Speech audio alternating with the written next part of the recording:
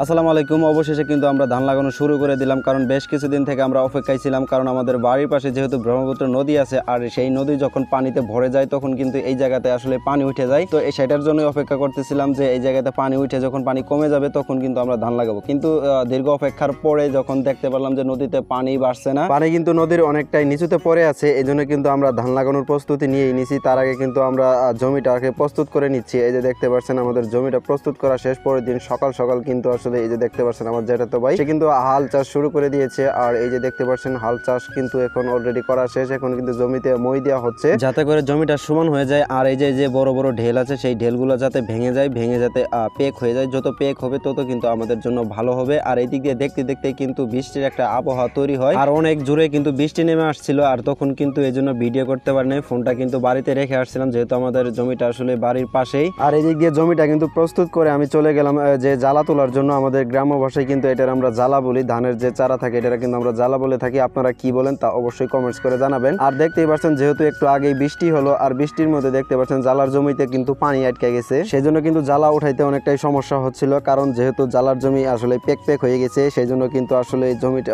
জ্বালাগুলা কিন্তু খুব সহজে উঠতেছিল না। আর এদিক দিয়ে জ্বালাগুলো উঠাইতে কিন্তু দেখতেই পাচ্ছেন আবারও কিন্তু রোদ উঠে গেছে। সেই রোদে কিন্তু আমাদের জ্বালার জমিটা কিন্তু আবার শুকাই গেছে, তখন কিন্তু আমাদের জ্বালাগুলা খুব ভালোভাবে উঠানো গেছে। আর এদিক দিয়ে দেখতে দেখতে আজকের মতো আমাদের জ্বালা তোলা শেষ হয়ে গেছে। আর এই যে দেখতে পাচ্ছেন ছাতা, এই ছাতার নিচে কিন্তু আমার যে ক্যামেরা এবং মোবাইলটা আসছিল সেটার নিচে কিন্তু রেখে দিয়েছিলাম। যাই হোক, এখন যেহেতু রোদ উঠছিল আর রোদও কিন্তু এই ছাতাটা কাজে লাগছে। আর জ্বালা যেহেতু এখন উঠানো শেষ, এগুলো নিয়ে কিন্তু এখন আমি জমির দিকে যাচ্ছি। আর আমার যেহেতু ক্যামেরাম্যান নাই সেই জন্য কিন্তু ভালোভাবে উপস্থাপন করতে পারি না। তো যাই হোক, আমার একটা ক্যামেরাম্যান বিশেষ দরকার। আর কেউ যদি ক্যামেরাম্যানের কাজ করতে চান তাহলে অবশ্যই আমার সাথে যোগাযোগ করবেন। আর এদিক দিয়ে বলতে বলতে দেখতেই পাচ্ছেন আমার ধানের যে চারাগুলোর মাথা আছে সেগুলো কিন্তু আমি কেটে দিচ্ছি। এর কেটে দেওয়ার কারণ হচ্ছে যে এই ধানের চারাগুলো অতিরিক্ত লম্বা থাকার ফলে পাতাগুলো কিন্তু অনেকটাই বড় হয়েছে, সেজন্য কিন্তু এই ধানের পাতাগুলো কেটে দেওয়া হয়েছে যাতে করে আমরা ধানগুলো তাড়াতাড়ি লাগাইতে পারি এবং লাগানোর পরে যাতে এগুলো হেলে না পড়ে যায়। আর এখন কিন্তু প্রায় বিকাল হয়ে গেছে। ওই যে দেখতে পাচ্ছেন ওই পাশে আমার ভাতিজা জিলহজ, সে কিন্তু আমার সাথে এই যে ঘুপ কেটে দিচ্ছে। আর এইটা আমাদের গ্রাম্য ভাষায় এটারে ঘুপ দেওয়া বলে অথবা কেল দেওয়া বলে। তো যাই হোক, আপনারা কি বলেন তা সেটা অবশ্যই কমেন্টস করে জানাবেন। কেননা এই জমিতে কিন্তু আমরা লাগানো শুরু করতে করতে দুপুর হয়েছিল। আর দুপুরে যখন এই জমিতে আমরা ধান লাগানো শুরু করে দিয়েছিলাম তখন কিন্তু প্রচন্ড রোদ ছিল। সেই রোদের ফলে কিন্তু এই যে নিচে দেখতে পাচ্ছেন জমিতে পানি, এই পানি কিন্তু অনেক গরম হয়ে গেছিল। সেই গরম হওয়ার ফলে কিন্তু উপর থেকে রোদের তাপমাত্রা এবং যে পানিও প্রচন্ড গরম হয়ে গেছিল, সেই জন্য কিন্তু এখানে